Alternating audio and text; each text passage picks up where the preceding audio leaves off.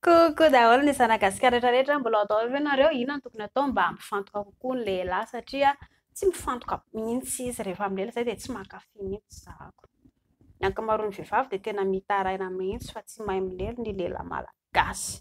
Alefa ry tantara ihany ako izany ito efa nandeha tanaty lahy efa averiko tantaraina ihany ilay izy izany. Rehefa milely dia tsy ao anaty bodofotsy ao ilay atao fa afaka alao hoe any namonjy hôtely izany nareo roa. Dia rehefa miaraka ianareo roa dia tsy voatery hoe ao anaty be dia be izany rehefa any amin'ny hôtely ianareo roa misy fandriana, misy seza, misy salon, misy carpette, misy inona moa ty tapis izany. Dia inona no atao mba hampifantoka ny lehilahy? Nisy torohevitra tao aloha tao mahakasika ny sigara. Ity sigara stoka lava lisana ity dia hainao satria manimba lataka, mampalazo lataka. Ahena ilay izy. Rehefa ahena ilay izy dia ny sakafo maro ny sakafo afaka hohanina mba hampatsara ny lataka: ny kafe, cola, ny chocolat, ny tongolo gasy, ny tongolo. Hohanina tsikelikely izy mba mampatsara ilay lataka. Rehefa vita izay dia inona izany tokony atao rehefa eny ambony rehefa mikitika vehivavy elahy dia voalohany aloha rehefa ileo dia mba mila mikotrana kely. Rehefa vita ny mikotrana rehefa hikitika vehivavy hoe mifanoroka dia mba atao ampitiavana ohatran'ny misakafo dia misakafo tena mankafy be matsiro be izany, milela tanana mihitsy, lelafina hatramin'ny vilia, kofina hatramin'ny ampango.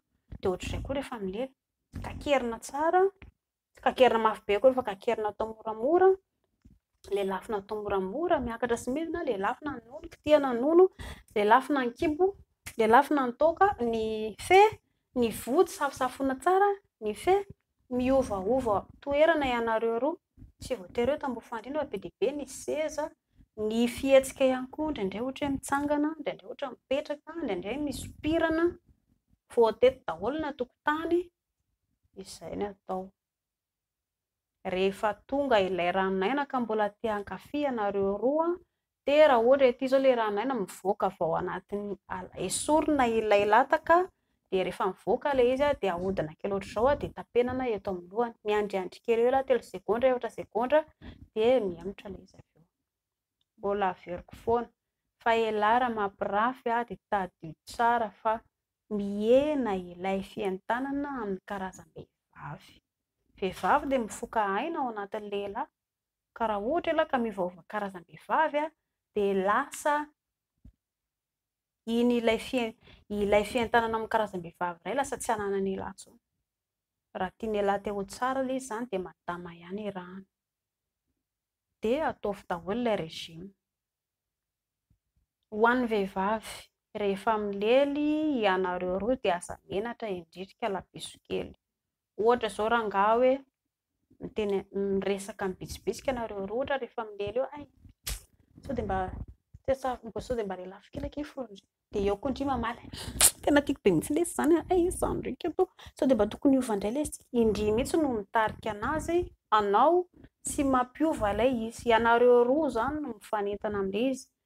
Dia rehefa mifanafisafa afaka mifanafisafa moramora, tsisy tokony mahamenatra satria ianareo roa efa mpivady dia tsy misy tokony ho menatra fa mila sahasaha. Izay mantsy ilay mbola olatsika amin'izao ilay hoe menatra dia sahy dia tsy sahy fa menatra anao inona koa? Te hanambady aoko. Raha mbola menatra dia aza manambady aloha fa mijanona foana, célibataire dia amin'izay tsy manino.